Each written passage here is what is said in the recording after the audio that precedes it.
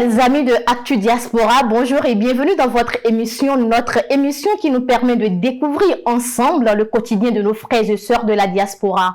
Aujourd'hui, nous sommes en partance pour le Brésil où nous attend Camille Tossourou. Il est socio-anthropologue de formation. Il est avec nous en direct dans cette émission. Camille Tossourou, bonjour. Bonjour, madame. Présentez-vous à nos internautes, s'il vous plaît. D'accord. Avant tout propos, permettez-moi quand même de remercier Dieu Tout-Puissant qui nous a accordé cette grâce aujourd'hui et de remercier aussi votre chaîne de télévision pour cette opportunité-là qu'elle offre aux Béninois, sinon de découvrir le vivre quotidien des Béninois de la diaspora.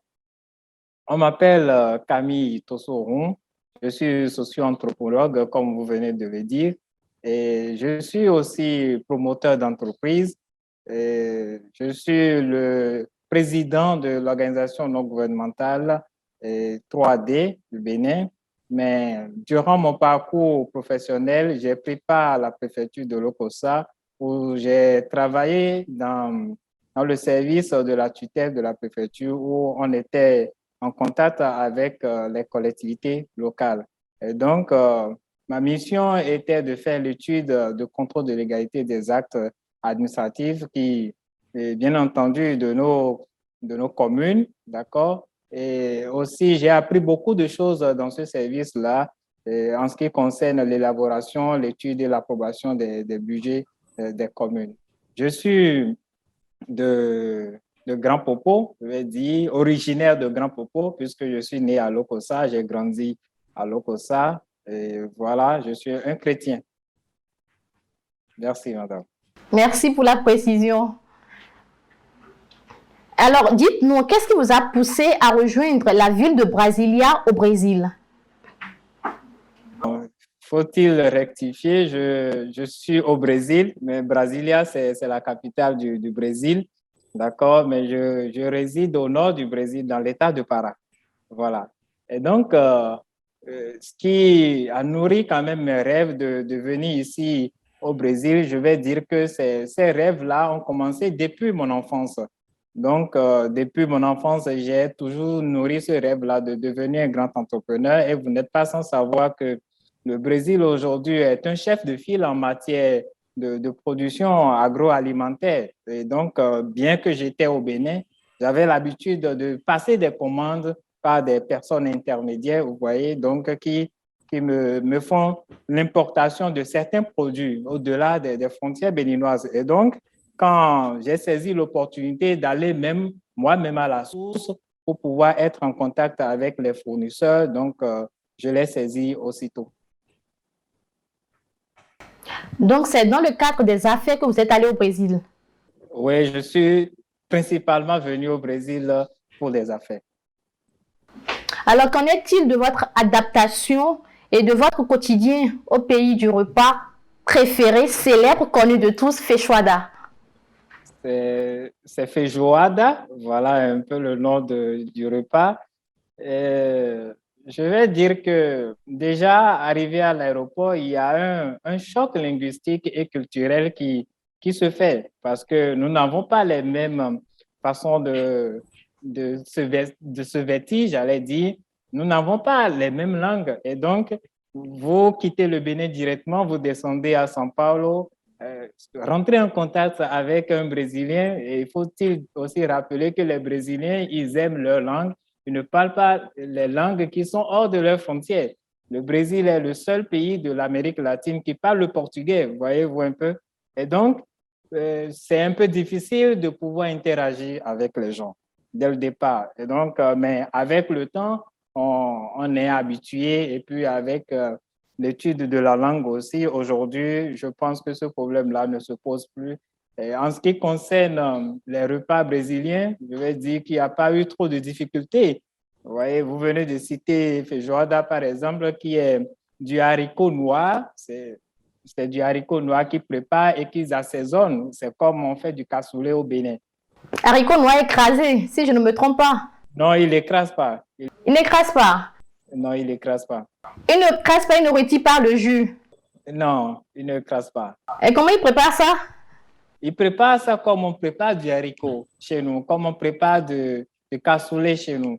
Est-ce que vous voyez? Donc, ils assaisonnent ça avec de la viande, avec de la viande de bœuf, avec de la viande de porc. Donc, ils mettent des saucisses aussi dedans, vous voyez un peu. Donc, accompagné du riz. C'est un repas que principalement, je vais dire que j'aime et je le fais aussi à la maison chez moi.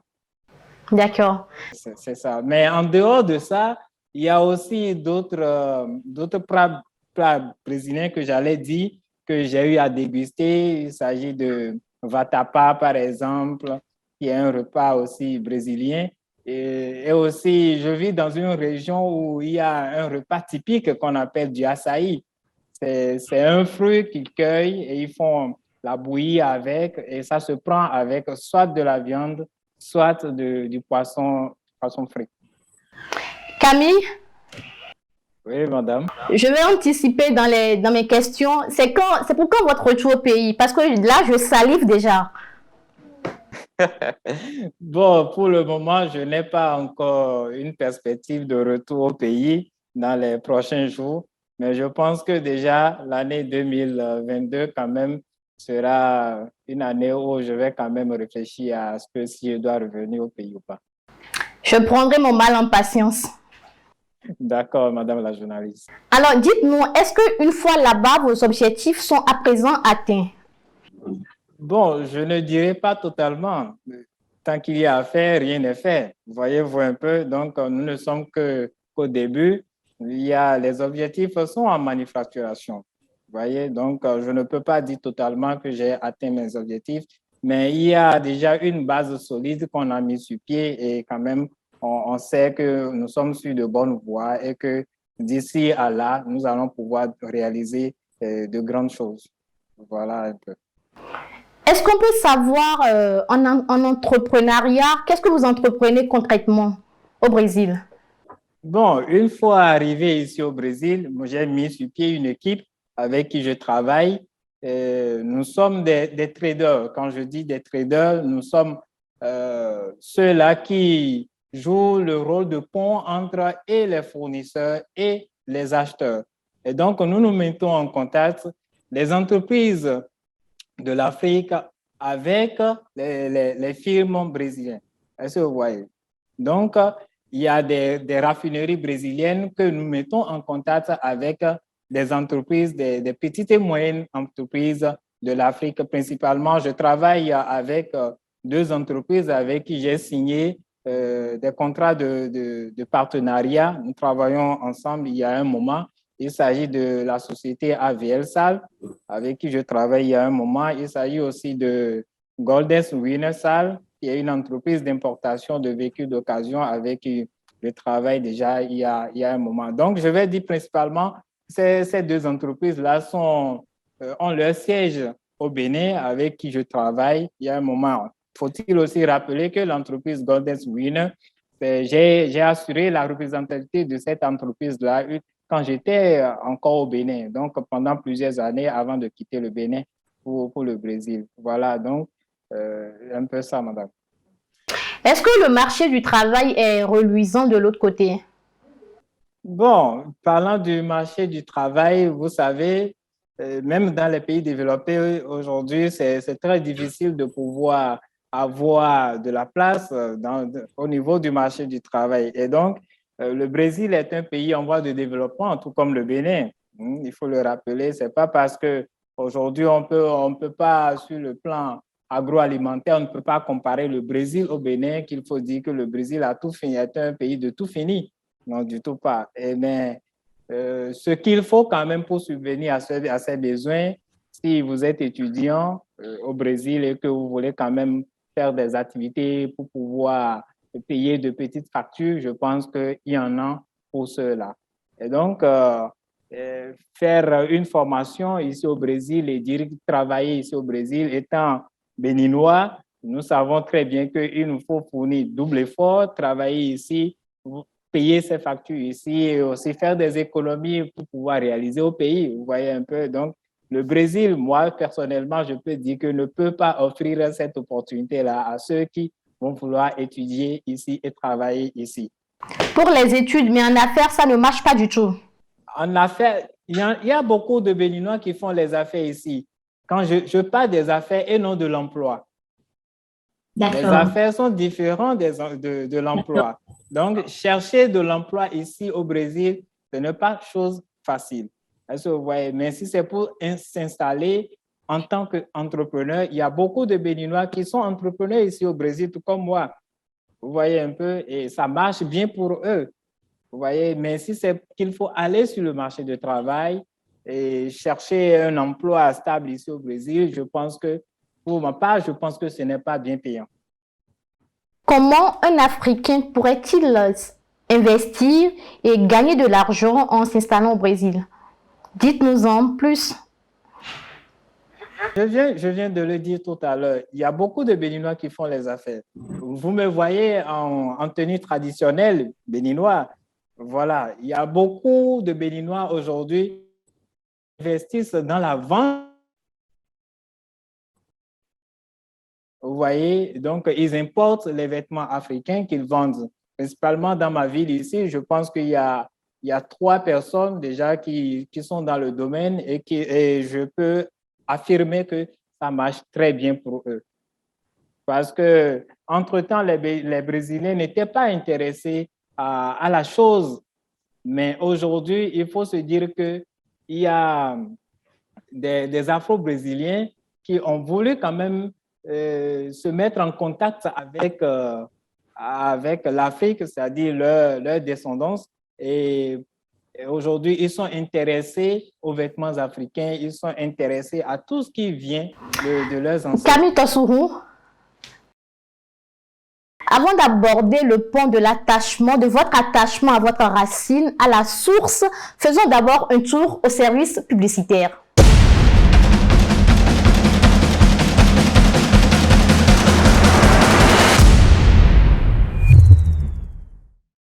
C'est à cause de vous, moi je suis là.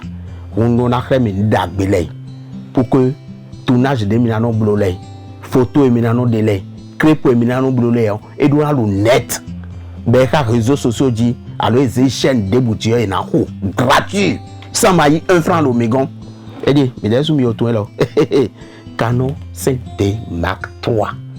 Et des photos nous, et des vidéos nous, maintenant il faut soit photo. Et voilà, je vous aussi en série, vous, vous filmez les biwi, bon, image nous crée, nous net, azei très so. Je te jure que y en a là, tu m'as dit, puis passer dit, azei chaîne de boutiques, même c'est oui, il y a beaucoup nous.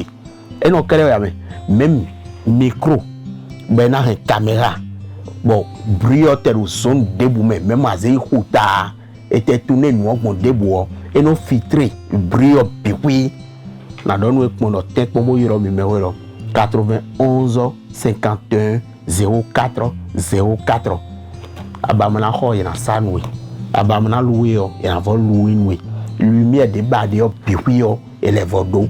Il doit apparaître bon quoi sous beto pour na fini on. Adon yinti on apparaît dit na je. On donc comment on peut le rater 91 51 04 04. De retour sur ce plateau, Camille Tossourou, dites-nous, vous êtes socio-anthropologue de formation. Alors, est-ce que les Béninois lambda, est-ce qu'ils vivent bien, est-ce qu'ils mangent bien de l'autre côté? Au regard des critères internationaux, bien sûr, en matière de l'atteinte des objectifs pour le développement durable. Si je comprends bien votre question, vous parlez des Béninois qui vivent ici au Brésil. Bien sûr. Oui, je peux affirmer que les Béninois qui sont ici sont dans de très bonnes conditions, vous voyez. Donc, je viens de dire tantôt que sur le marché de l'emploi, c'est vrai qu'on n'a pas assez, je vais dire, à l'emploi comme un emploi décent, comme aussi ça se passe dans le cas des Brésiliens. Mais si c'est des emplois qui peuvent quand même vous permettre de payer vos factures, il y en a ici au Brésil. Et donc, je pense même que les Béninois qui vivent au Brésil se nourrissent, sinon sont en forme que ceux qui sont actuellement au pays. Parce que, excusez-moi beaucoup, parce que si on doit tenir compte des rumeurs de ce que nous entendons, je peux quand même dire que les conditions ici ne sont pas meilleures, mais sont quand même appréciables. Camille, Oui, madame la journaliste. quels sont vos passe-temps préférés? Mes passe-temps préférés, je fais du footing. J'ai l'habitude de faire du footing et je suis quelqu'un qui est passionné aussi de l'audiovisuel et donc j'aime la photographie. J'en ai fait assez ici.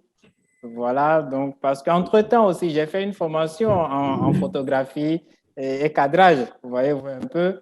Et donc, ça m'a permis aussi ici d'avoir un appareil photo, de prendre la vue, donc de me distraire. C'est un passe-temps pour moi de faire des traitements de photos, de vidéos, des montages, voilà un peu ce qui constitue mon passe-temps.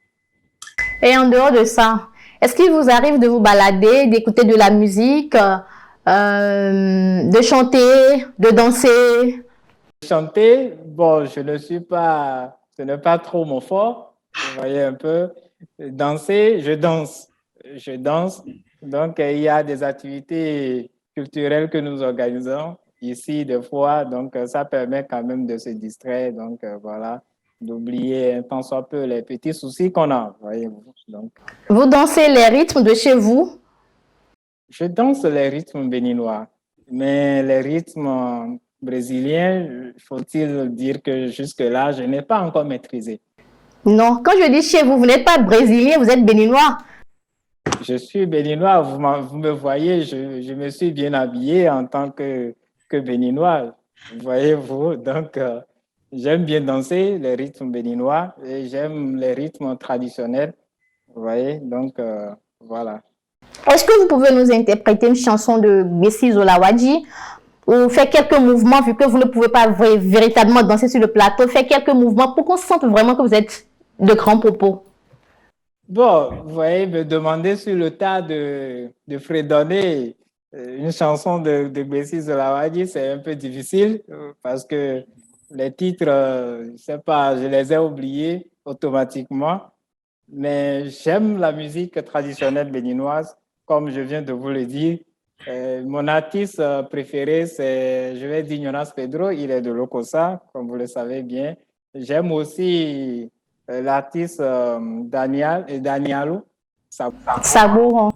Oui, Sabouran que j'aime aussi. Donc, en dehors de lui, il y a beaucoup d'autres artistes béninois. D'accord. On ira alors sur un morceau de Jonas Pedro. Un morceau, je vais juste fredonner. Oui. Je vais dire Afafai jikwe momba jerompo Adoni nombo mi mechele. Bon, je vais juste dire ces mots-là de cette chanson. Voilà. Je voulais vérifier que vous êtes vraiment béninois, mais là, si je devais vous noter, je donnerais 2,5 sur 5, parce que je ne suis vraiment pas rassurée que vous êtes vraiment béninois. Je suis béninois d'origine. Est-ce que vous pouvez nous dire quelque chose dans votre langue maternelle? Bon, ma langue maternelle, Adja, parce que ma maman est à Adja, mon papa est Roi. Mon papa est roi, mais il est né dans le Adjakotome. Et donc, à la maison, je parle pratiquement Adja que nous parlons à la maison. Vous voyez? Donc, si vous voulez que je dise quelque chose en Adja, c'est juste, je vais dire, comment vous allez? Dites-moi en Adja, je suis fière de participer à cette émission sur Prime News TV Bénin. En Adja. Et je mon Prime News TV na Toto Meche. Bon, mi adenga as de miodeki sada se non mioto chuwe la hui. Ipopo mi. Bravo. Là, je vous donne les 5. Vous avez la totalité des points. Bravo. Alors, dites-moi, est-ce que vous êtes marié? Je ne suis pas marié, je suis célibataire. Ah, vous êtes célibataire? Oui. Donc, vous êtes encore à prendre alors. Avis aux jeunes filles qui nous suivent en direct alors. En tout cas, donc... D'accord. Alors, un mot à l'endroit de vos frères et sœurs qui sont encore ici, qui rêvent de partir un jour comme vous à l'extérieur.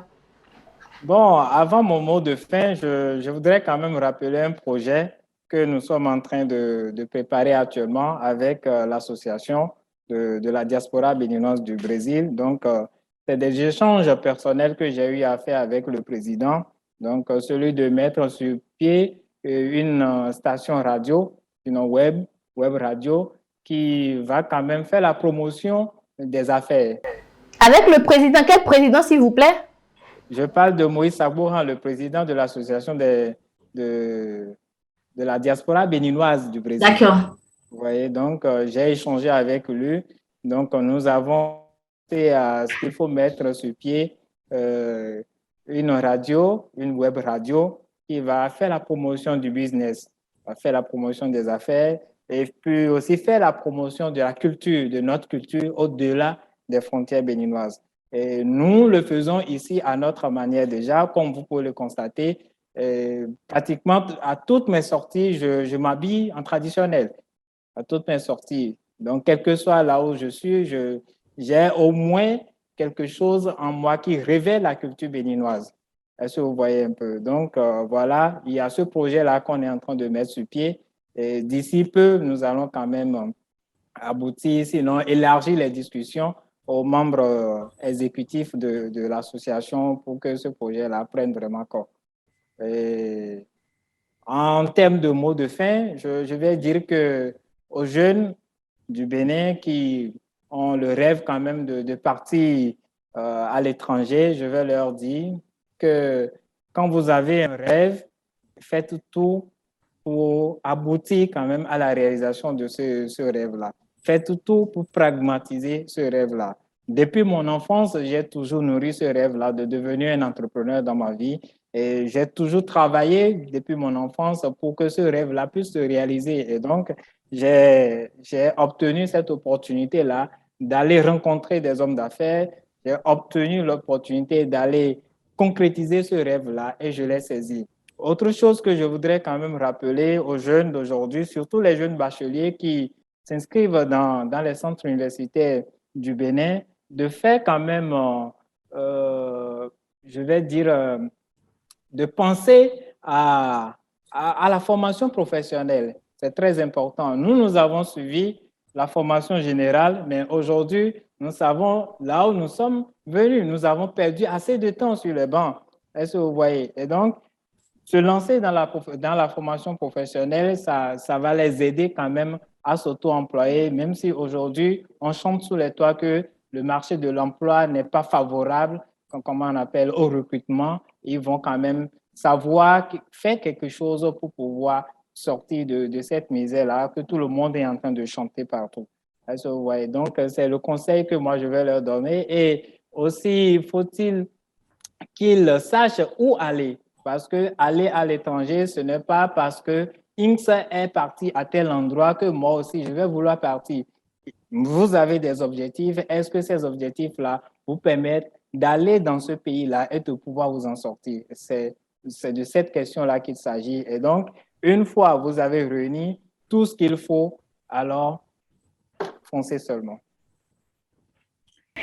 Merci Carmi pour ces conseils de grands frères en entrepreneuriat, de grands frères en business, de grands frères en voyage également, si on peut se prononcer ainsi. Nous disons également merci à nos fidèles internautes qui étaient restés en notre compagnie pour suivre Actu Diaspora de ce dimanche. Ça sera tout, portez-vous bien et à dimanche prochain.